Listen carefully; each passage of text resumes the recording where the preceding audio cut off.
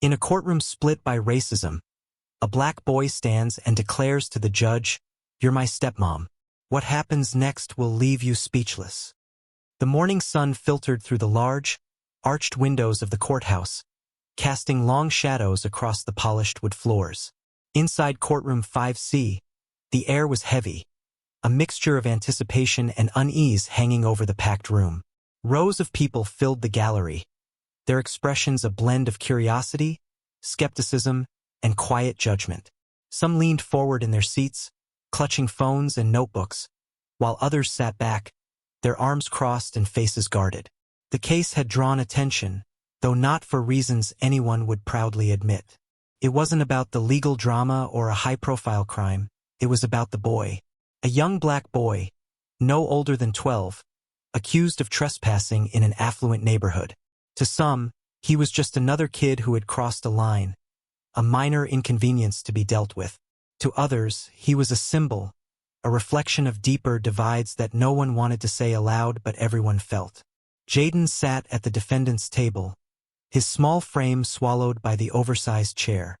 His faded hoodie hung loosely on his shoulders, the fabric stretched and worn, and his jeans were a size too big, cuffed sloppily at the ankles. His sneakers were scuffed and dirty, evidence of a life spent running to places, running from people, maybe even running from himself. His hands gripped the table's edge tightly, his knuckles pale against his dark skin. From the way his shoulders hunched and his head bowed slightly, it was clear he felt the weight of every gaze in the room. Behind him, murmurs swirled like smoke, whispers that carried judgment without words, the kind of whispers that stuck, like burrs on the back of his neck. "What's a kid like him doing here?" someone muttered. "It's not right," another replied, their voice tinged with disdain or pity. It was hard to tell. The tension was palpable, each unspoken thought adding to the heavy atmosphere. The door at the back of the courtroom creaked open, and a hush fell over the room. The bailiff stepped forward, his voice booming, "All rise for the Honorable Judge Rebecca Hart." The room collectively stood, movement stiff with formality. For a moment, the weight of the proceedings pressed down on everyone like an invisible hand. Judge Rebecca Hart entered with the same air of authority she always carried. In her late 40s, she exuded a no-nonsense demeanor that had become her hallmark. Her judicial robes swept lightly against the floor as she moved, her sharp features set in an expression of stoic professionalism. Rebecca wasn't the kind of judge who indulged in theatrics or sentimentality. She was, by reputation, as unyielding as the gavel she wielded. Her eyes scanned the courtroom briefly, landing on Jaden for a fleeting moment. Her gaze was piercing, almost dissecting, as though she could size up the boy and his entire story in that one look. She moved briskly to her seat behind the bench, her movements efficient and deliberate. She didn't waste time with unnecessary words or gestures. She let her presence speak for itself. Rebecca Hart had earned her reputation over years of tough, uncompromising rulings, particularly in cases involving juveniles. Critics called her harsh, but supporters praised her for maintaining order in what many viewed as an increasingly chaotic system. She had a particular disdain for excuses, especially from youth offenders. "Everyone has a story," she once said in an interview, "but stories don't absolve actions." This case was no different. To Rebecca, this was just another day in court, another defendant with another excuse. She flipped through the case file, her eyes skimming over the typed words, but her expression gave nothing away. Rebecca wasn't one to show emotion, not in her courtroom. To the people who knew her, she was as firm and unmovable as the courthouse walls themselves. "All may be seated," she said, her voice crisp and authoritative. The shuffle of people settling back into their seats echoed briefly before silence reclaimed the room. Rebecca glanced at Jaden again, her gaze narrowing slightly. "This case involves charges of trespassing and loitering," she began, her tone unwavering. "Defendant, you are accused of entering private property without permission. How do you plead?" The room seemed to hold its breath, every eye turning to the boy at the defendant's table. Rebecca's expression didn't waver. She was used to moments like these. In her mind, She was prepared for whatever would come next, unaware that this case was about to challenge everything she thought she knew about justice, authority, and herself. The prosecutor stood, his polished shoes clicking against the tiled floor as he approached the center of the room. With a quick adjustment of his tie, he turned to face the gallery and began outlining the case. "Your Honor, ladies and gentlemen," he started, his voice measured and deliberate. "This is a straightforward matter of criminal trespassing and loitering. The defendant, Jaden Williams, was found in the gated community of Willow Creek after dark, without permission or legitimate reason to be there." His words echoed in the silent courtroom, each sentence a stone dropping into the still waters of the audience's attention. The prosecutor glanced briefly at Jaden, who sat motionless at the defendant's table, before continuing. On the evening of March 12th, a resident of Willow Creek observed the defendant loitering near their property. The resident reported that when approached, the boy fled, which led them to call local law enforcement. Upon questioning, the defendant was uncooperative and failed to provide any credible explanation for his presence in the area. Rebecca Hart listened, her expression unreadable. She jotted down notes with precise movements, her pen scratching faintly against the paper. To her, these details weren't new. They were facts already laid out in the case file. But to the gallery, they painted a picture of a boy who, at first glance, seemed to be somewhere he didn't belong. The prosecutor's tone shifted slightly, now tinged with just a hint of urgency. "The law is clear on this matter. Trespassing is a violation of private property rights, and such behavior cannot go unchecked, regardless of the defendant's age. The homeowners of Willow Creek have a right to feel safe in their community." He returned to his seat with a sense of finality, his words lingering in the room. To him, this was an open and shut case. But for Jaden, it was something far more personal, something far heavier than the accusations themselves. Jaden shifted uncomfortably in his chair as the prosecutor's words hung in the air. His hands clutched the edge of the table, the knuckles white with tension. He didn't lift his head, but if anyone had looked closely, they would have seen the slight quiver in his shoulders, the way his fingers trembled ever so slightly against the worn wood. To the outside world, Jaden's silence might have seemed like defiance or guilt, but those who cared to notice would see the truth. He was terrified. The courtroom's towering walls, the sea of unfamiliar faces, and the imposing figure of Judge Hart all pressed down on him, making the air feel impossibly heavy. "Defendant, how do you plead?" Judge Hart's voice was firm and direct, cutting through the silence like a blade. Jaden didn't respond immediately. His lawyer, a weary public defender whose tie was slightly askew, leaned down to whisper in his ear. "It's okay, Jaden," he murmured. "Just say, not guilty." Jaden's lips moved, but no sound came out at first. He swallowed hard, his small frame trembling under the weight of every eye in the room. Finally, in a voice barely louder than a whisper, he said, "Not guilty." The words seemed to take all the strength he could muster. Judge Hart gave a curt nod and made a note in her file. Her face betrayed no emotion as she motioned for the prosecution to proceed with their opening statements. Jaden's gaze wandered as the prosecutor began to speak again, recounting the events leading up to his arrest.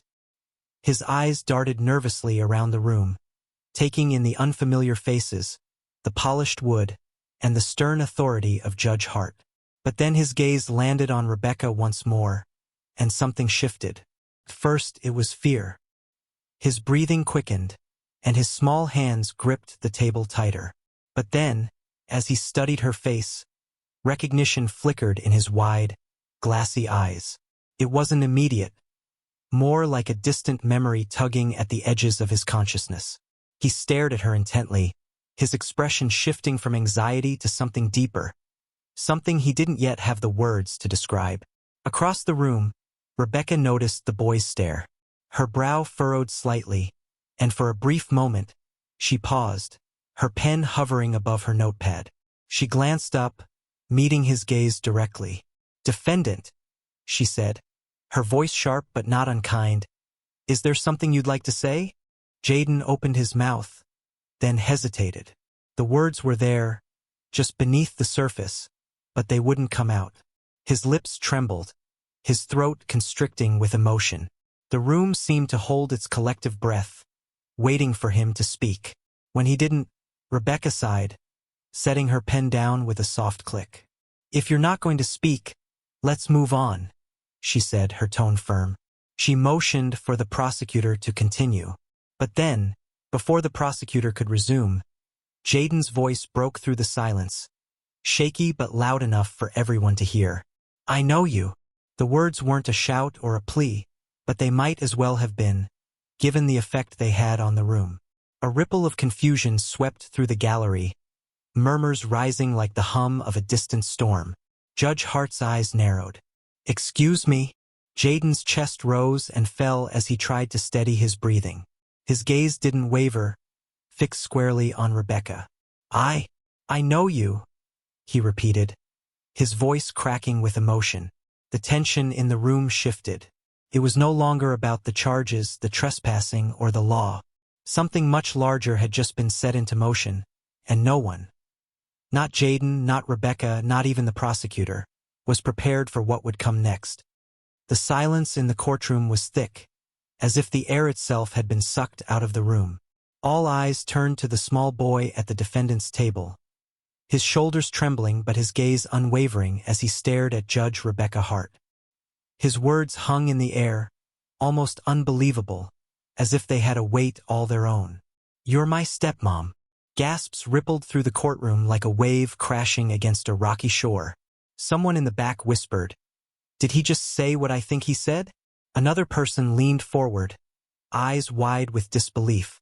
Even the prosecutor, who had been rifling through his notes, froze mid-motion, his pen slipping from his hand and clattering onto the table. Rebecca's pen stopped, hovering inches above her notepad. Her face, usually so composed and unreadable, betrayed a flicker of something. Confusion, disbelief, maybe even fear. She blinked, her lips parting as if to speak, but no words came out. For the first time in her long career, Judge Rebecca Hart looked utterly unmoored. "What did you just say?" she asked, her voice barely above a whisper, though the tremor in it was unmistakable. Jaden's chest rose and fell rapidly, his breath shaky. Tears welled in his eyes, spilling over and tracing wet streaks down his cheeks. His voice cracked as he repeated the words, louder this time, with more force, as though he needed her to hear him clearly. "You're my stepmom." The murmurs in the gallery grew louder, a cacophony of shocked exclamations and hurried whispers. Someone in the second row stood up, craning their neck for a better view. Reporters scribbled furiously in their notebooks, sensing that this was more than just a juvenile trespassing case. It was a story far bigger than anyone could have imagined. Rebecca sat frozen behind the bench, her usually sharp, authoritative posture faltering. Her eyes locked onto Jaden's, searching his face as if it held the answer to an impossible riddle. It was a face she had only ever seen in her worst fears, a face that now looked at her with a mix of longing and accusation. I don't know what you're talking about," Rebecca stammered, her voice uncharacteristically unsteady. But even as the words left her lips, something in her expression betrayed her. A flicker of recognition, quickly smothered but impossible to miss. Jaden's voice cracked again, louder this time, raw with emotion. "You gave me away. My foster mom told me everything." His small fists clenched the edges of the table, his entire body trembling under the weight of his revelation. Rebecca's breath caught in her throat. The polished wood of the bench felt cold under her palms as she gripped it for stability. Her heart pounded against her ribs, each beat echoing louder in her ears than the growing din of the courtroom. The bailiff took a cautious step forward, sensing the growing tension. "Your Honor," he began hesitantly, his eyes darting between Rebecca and the boy. But Rebecca raised a hand, silencing him without a word. She wasn't ready for anyone to intervene. Not yet. Rebecca's mind raced as she sat behind the bench, the boy's words echoing over and over in her head. "You're my stepmom. You gave me away." She felt as though the walls of the courtroom were closing in on her, the weight of years of carefully constructed walls threatening to collapse under the pressure. I need a moment," she said abruptly, her voice cracking. She stood from her seat so quickly that her chair scraped loudly against the floor, a sound that seemed to reverberate in the otherwise hushed courtroom. "We'll take a short recess," she announced, her voice firmer now but still carrying an unmistakable tremor. She banged her gavel sharply, though the sound didn't carry the same authority it usually did. Without waiting for a response, she turned and retreated to her chambers, her steps hurried and uneven. The courtroom erupted into chaos as soon as the door closed behind her. The audience buzzed with speculation, their voices overlapping in a storm of questions and theories. Reporters frantically typed on their laptops, already imagining the headlines. Judge Hart confronted by secret from her past. Lawyers huddled together, whispering urgently. Even the bailiff, usually stoic and unflappable, looked unsettled. Jaden remained at the defendant's table, his head bowed and his face streaked with tears. His small hands gripped the table so tightly that his knuckles turned white. He didn't look at the gallery, the lawyers, or even his own public defender, who stood beside him, clearly at a loss for words. All of Jaden's focus was on the door through which Rebecca had disappeared, as though he were willing her to return. Meanwhile, in her chambers, Rebecca leaned against the edge of her desk, her breaths coming in shallow gasps. Her fingers trembled as she pressed them against her temples, trying to calm the storm raging inside her. Memories she had buried deep, so deep she had convinced herself they were gone, began to surface, fragments of a life she had tried to leave behind. She could still hear Jaden's voice, trembling and raw. "You gave me away." The words cut through her like a blade, each syllable bringing with it a surge of emotions she had spent years suppressing. Guilt, shame, regret. She had worked so hard to move past that chapter of her life, to build a career and a reputation that no one could question. And yet, here it was unraveling before her in the most public, unforgiving way possible. Rebecca sank into her chair, burying her face in her hands. For the first time in years, she felt powerless, not as a judge but as a person. She had no script to follow, no precedent to guide her. All she had were questions, and the boy waiting for her in the courtroom held every one of the answers. Rebecca sat in her chambers, the heavy oak door closed firmly behind her, shutting out the cacophony of the courtroom. She pressed her palms against the edge of her desk, her knuckles white as her breath came in uneven gasps. The image of Jaden's tear-streaked face burned in her mind, and his words echoed like a haunting refrain. "You gave me away." For a long moment, she simply stood there, staring blankly at the wall. But the memories, long buried and locked away, began to seep through the cracks in her defenses. It had been decades since she thought about that time in her life, back when she was an 18-year-old girl living in a conservative town where reputation meant everything. The news of her pregnancy had shattered the delicate illusion of perfection her parents had worked so hard to cultivate. She could still hear her mother's voice, sharp and trembling with both anger and fear. "What have you done? Do you understand what this will do to our family?" Her father's silence had been worse. He had stared at her with disappointment so profound that it felt like a physical blow. Rebecca remembered begging them for guidance, for understanding, for anything that might lessen the crushing weight she felt. Instead, she got ultimatums. "You will give that baby up," her mother had said, her tone leaving no room for argument. "It's the only way to salvage this." Rebecca had resisted at first. She told herself she could do it on her own, that she didn't need their approval or their help. But as the weeks passed, the reality of her situation became clearer. She was barely an adult with no job, no support, and no way to provide for a child. Her parents had convinced her that adoption was the best choice, the only choice. "He'll have a better life," they had said. "A stable home, a family who can give him everything you can't." The memory of signing the papers was the hardest to relive. Rebecca could still feel the pen trembling in her hand as she scrawled her name at the bottom of the adoption agreement. Her tears had smudged the ink, but no one had commented on it. Gloria Adams, the social worker assigned to her case, had been there that day. Rebecca remembered the look in Gloria's eyes, a mixture of sympathy and quiet resignation. Gloria had said all the right things. You're making a brave choice. You're giving him a chance. But none of it had eased the ache in Rebecca's chest as she handed over the tiny bundle wrapped in a yellow blanket. For years, Rebecca had pushed those memories into a dark corner of her mind, refusing to acknowledge them. She had thrown herself into her studies, her career, her mission to become someone important, someone respected, someone untouchable. But now, in the stark silence of her chambers, it was all unraveling. The walls she had built so carefully around her heart were crumbling, piece by painful piece. Rebecca opened a drawer in her desk with trembling hands and pulled out a small photograph. Its edges were frayed, and the image was slightly faded, but it was unmistakable. A newborn baby, swaddled in that same yellow blanket, his tiny face scrunched up in sleep. She traced the outline of the photo with her fingertip, tears slipping down her cheeks. "What have I done?" she whispered to no one in particular. Her voice was barely audible, choked with a mix of regret and fear. A knock on the door pulled Rebecca out of her thoughts. She hastily shoved the photograph back into the drawer and wiped her face, trying to regain some semblance of composure. "Judge Hart." The voice was cautious, hesitant. Rebecca recognized it instantly. Gloria Adams. Rebecca hesitated, her hand hovering over the drawer.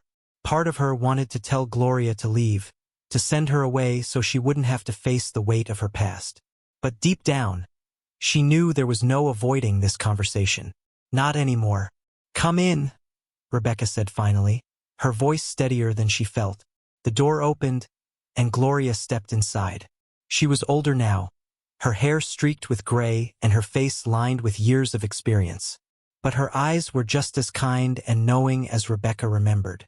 She closed the door behind her and stood quietly for a moment, studying Rebecca with a mix of concern and understanding. "I thought you might need someone to talk to," Gloria said gently, her tone free of judgment. Rebecca's jaw tightened. "I don't need a therapist," she said curtly. "I need to figure out how to handle this situation." Gloria didn't flinch at Rebecca's sharpness. Instead, she took a step closer, her voice soft but firm.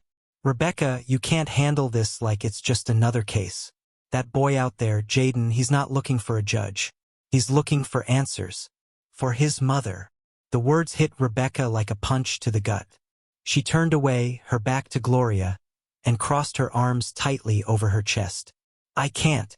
I don't know how to face him," she admitted, her voice barely above a whisper. Gloria took another step forward, her presence calm but insistent. "You don't have to have all the answers," she said. "But you owe him the truth. He's been through so much, Rebecca. He's spent his entire life in the foster system, bouncing from one home to the next, waiting for someone to care enough to stay. And now, he's standing in front of the one person he's dreamed of finding, and he's terrified you're going to walk away again." Rebecca's shoulders slumped, and she let out a shaky breath. "It wasn't supposed to be like this," she said, her voice cracking. "I thought I was giving him a better life. I thought I was doing the right thing." Gloria stepped closer, placing a gentle hand on Rebecca's shoulder. "You made the best decision you could with the information you had back then," she said. "But now you have a chance to do something different, to give him something he's been searching for his whole life. A connection, a truth." Rebecca closed her eyes, the weight of Gloria's words settling heavily on her. She turned to face the social worker, her expression raw and vulnerable. "I don't even know where to start," she admitted. Gloria offered her a small, encouraging smile. "Start by talking to him," she said simply. "He doesn't need perfection, Rebecca. He just needs you to show up." Rebecca nodded slowly, the determination in her eyes beginning to outweigh her fear. "I'll try," she said, her voice steadier now. "I'll try." The conference room was stark and utilitarian, its plain white walls and fluorescent lights doing little to soften the tension in the air. A single table sat in the center of the room, flanked by 2 chairs. The door closed behind Rebecca with a faint click, leaving her alone with Jaden. For a moment, neither of them spoke, the silence thick with unspoken questions and years of unresolved pain. Rebecca's hands trembled slightly as she gripped the back of the chair in front of her. Across the table, Jaden sat with his shoulders hunched, his hands fidgeting nervously in his lap. The defiance he had shown in the courtroom had faded, replaced by a raw vulnerability that made him look even younger than he was. "You can sit down," Jaden said quietly, his voice cracking. It wasn't a command, but an invitation. A gesture from a boy who had spent his life waiting for someone to stay. Rebecca nodded stiffly and lowered herself into the chair. She clasped her hands on the table, twisting her fingers together in an attempt to steady herself. For a moment, she couldn't bring herself to meet Jaden's gaze. When she finally looked up, his deep brown eyes were filled with a mix of anger, hurt, and something that looked painfully like hope. Jaden broke the silence first. "Why?" he asked, his voice trembling. "Why did you give me away?" Rebecca inhaled sharply, the question piercing through her like a knife. She had known this moment would come, but no amount of preparation could have made it easier. She looked at Jaden, really looked at him, for the first time. His small, trembling hands, his tear-streaked face, his wide, pleading eyes. In that moment, he wasn't just a defendant or a case file. He was the baby she had held in her arms all those years ago, the baby she had convinced herself she was doing the right thing for. "I was young," Rebecca began, her voice barely above a whisper. "I was just 18. I didn't know how to be a mother. My parents, they told me it was the only option. They said you'd have a better life if I let you go." Jaden's expression darkened, his jaw tightening. "Better?" he echoed, his voice rising. "You thought foster care was better? You thought being thrown from one home to another, never knowing if anyone actually wanted me, was better?"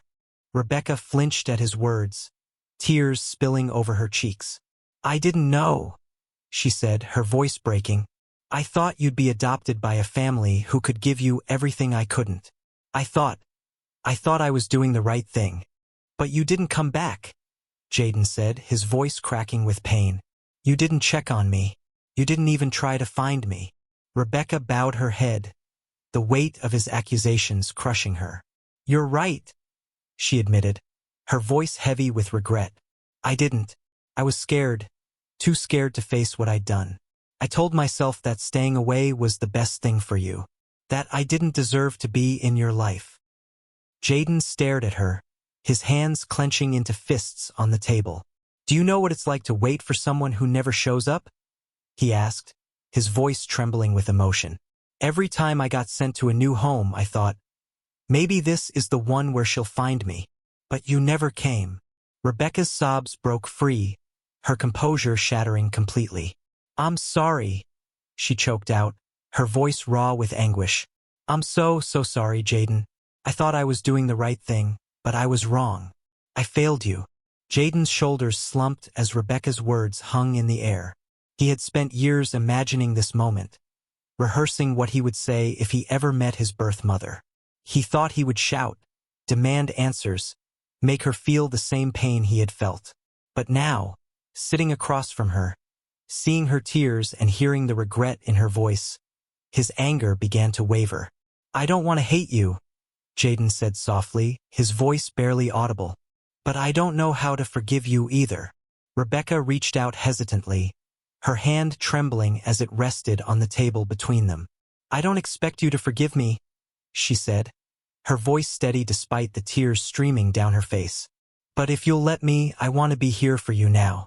I can't change the past, but I want to be part of your future, if you'll let me." Jaden stared at her hand, his own hands twitching slightly, as though unsure of what to do. Slowly, cautiously, he reached out and placed his hand over hers. The contact was tentative, fragile, but it carried the weight of 1,000 unspoken words. "I don't know if it's enough," Jaden said quietly, his voice tinged with uncertainty. "It's a start," Rebecca replied, her voice filled with quiet hope. For the first time, a flicker of understanding passed between them. It wasn't perfect, it was messy and complicated, and there were still years of pain and anger to work through. But it was something, a beginning. When they left the conference room, The courtroom was nearly empty. Gloria stood by the bench, her face soft with quiet encouragement. Jaden walked beside Rebecca, his head bowed but his steps steady. For the first time, the weight on his small shoulders seemed just a little lighter. Rebecca placed a gentle hand on Jaden's shoulder, her voice low but firm. "We'll take this one step at a time," she said. Jaden glanced up at her, his expression hesitant but no longer filled with anger. "Okay," he said softly. It wasn't a resolution, but it was a connection. A fragile thread between a mother and the son she had lost. And for now, that was enough. The next few days felt like uncharted territory for both Rebecca and Jaden. Their brief but emotional conversation in the courthouse conference room had left them at a fragile crossroads. One where both were unsure of how to proceed, yet neither wanted to retreat. Rebecca took the first step. That evening, as she sat at her desk in her quiet home, she picked up her phone and stared at the screen for what felt like hours. The number she had taken from Gloria's file for Jaden's foster placement was scrawled on a sticky note beside her. She hesitated, her finger hovering over the keypad. Calling felt monumental, like opening a door she wasn't sure she had the strength to walk through. But she had promised Jaden, promised to be there, and she wasn't going to fail him again. When the call connected, it was Gloria who answered. "Rebecca," Gloria said, her voice warm but cautious. "I had a feeling I'd hear from you." "I want to see him," Rebecca said, her words coming out in a rush. "I don't know how to do this, Gloria. I don't know what to say or how to fix this, but I want to try. Please, help me." Gloria's tone softened. "That's all he needs, Rebecca. Someone who's willing to try. I'll talk to Jaden, and we'll set something up." 2 days later, Rebecca found herself standing outside a community center where Jaden often spent his afternoons. The sound of basketballs bouncing echoed from the gym, mixed with the occasional shout of kids calling plays. Rebecca's heart raced as she stepped inside, clutching a bag of books she had brought as a gesture of goodwill. She wasn't sure if Jaden even liked to read, but it was something. An attempt to bridge the chasm that had grown between them over the years. When Jaden appeared, his expression was guarded, his movements hesitant. He approached slowly, his eyes darting between Rebecca and the bag in her hands. "Hey," he said softly, the single word carrying the weight of all his conflicting emotions. "Hey," Rebecca replied, offering a small smile. I thought maybe we could talk, or just hang out. Whatever you want." Jaden's gaze lingered on her for a moment, searching for any sign of insincerity. Finally, he nodded. "Okay." It wasn't much, but it was enough. Their first few meetings were tentative, filled with awkward silences and cautious conversations. Rebecca quickly learned that Jaden wasn't one to open up easily, and she didn't push him. Instead, she let him set the pace, taking her cues from his body language and tone. One afternoon, they met at a park near Jaden's foster home.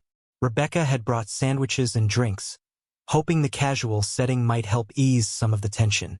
They sat on a bench overlooking a small pond, the sound of ducks splashing providing a comforting background to their conversation. Jaden broke the silence first. "Do you ever think about me?"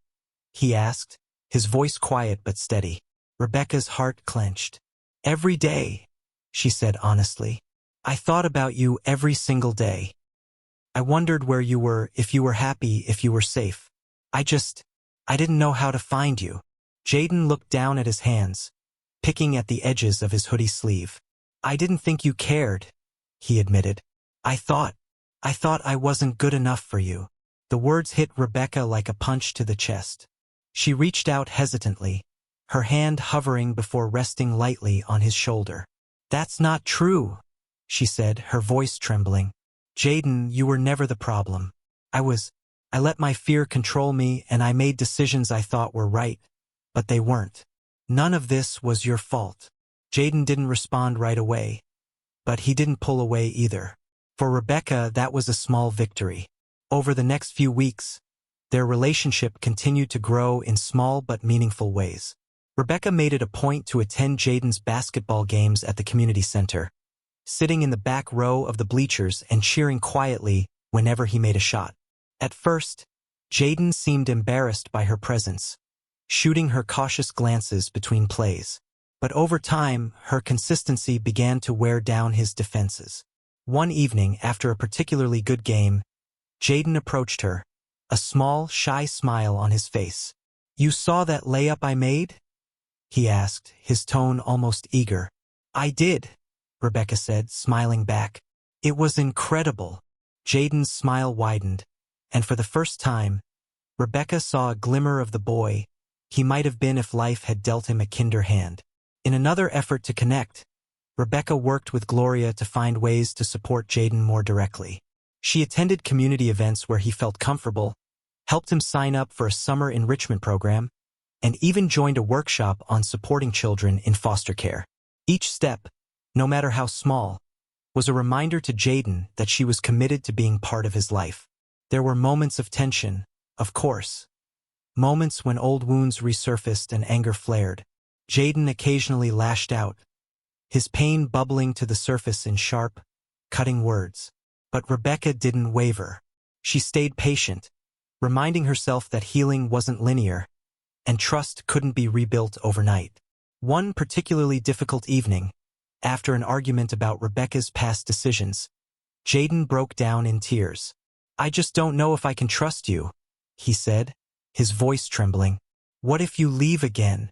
Rebecca knelt in front of him, her hands resting gently on his knees. "I'm not going anywhere," she said firmly. "I can't change the past, Jaden, but I promise you this. I'm here now, and I'll be here tomorrow, and the day after that. Whatever it takes, I'll be here." Jaden didn't respond, but the next time they met, he hugged her for the first time. Their journey was far from over, but the seeds of trust had been planted. For the first time in years, both Rebecca and Jaden felt a cautious sense of hope. A fragile but powerful reminder that even the deepest wounds could begin to heal with time, patience, and love. The courthouse felt different this time. The air, though still solemn, was lighter, almost expectant. The tension that had weighed down the courtroom weeks ago had been replaced with a quiet sense of hope. Friends, mentors, and a handful of community members filled the seats, their faces lit with supportive smiles as they waited for the proceedings to begin. Rebecca sat beside Jaden at the front of the courtroom, her hands folded neatly in her lap. She glanced at him out of the corner of her eye. He looked nervous, shifting slightly in his chair, his fingers tracing invisible patterns on the wooden armrest. But there was something else in his expression, a tentative optimism, a spark of belief that had been absent before. Judge Avery, a colleague of Rebecca's, presided over the ceremony. Unlike Rebecca's typically stern demeanor, Judge Avery's face was warm and inviting, her tone more conversational than judicial. "Today is not about a case or a verdict," she began, addressing the room with a kind smile. "Today, we celebrate a new beginning." Jaden glanced at Rebecca, his wide eyes filled with a mixture of anticipation and disbelief. Rebecca met his gaze and gave him a reassuring nod, her own heart swelling with emotions she had long kept buried.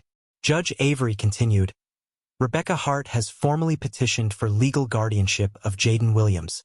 Both parties have expressed their desire to move forward together, and it is my honor to make this official today." The judge gestured toward Rebecca. "Ms. Hart, would you like to say a few words?" Rebecca stood, her legs feeling unsteady beneath her. She took a deep breath and turned to face the room, her eyes briefly meeting Jaden's before scanning the audience.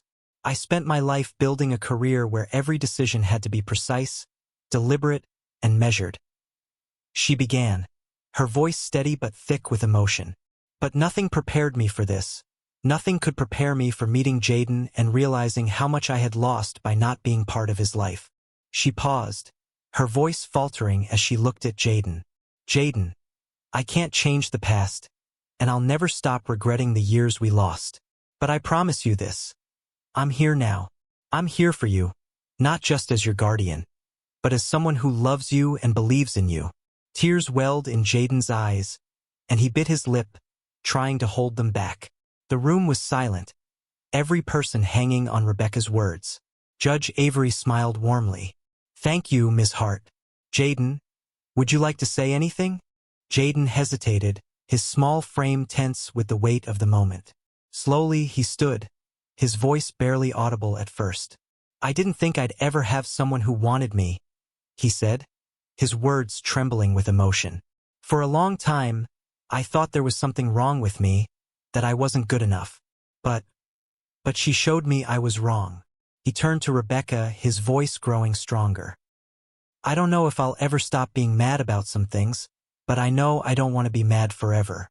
And I want to try. I want to have a family. The room broke into quiet applause, the emotion palpable as Jaden sat down.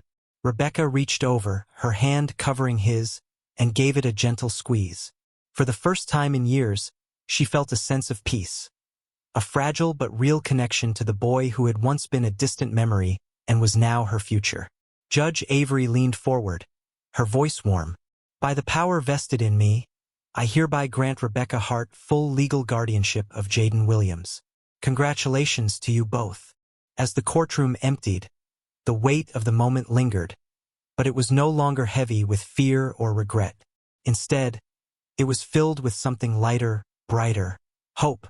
Rebecca and Jaden stood side by side near the bench, surrounded by a small group of supporters. Gloria was there, her face glowing with pride, along with Jaden's public defender and a few others from the community center. Gloria hugged Jaden tightly, whispering something in his ear that made him smile shyly. Rebecca knelt beside Jaden, resting her hands lightly on his shoulders. This is just the beginning, she said, her voice soft but firm. We're going to figure this out together. Jaden nodded, his lip quivering as he fought back tears. I think we'll be okay, he said, his voice barely above a whisper. Rebecca smiled, her eyes misty. So do I.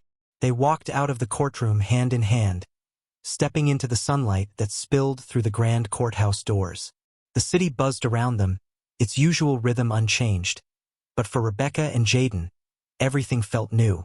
The weight of the past no longer felt like an anchor holding them down.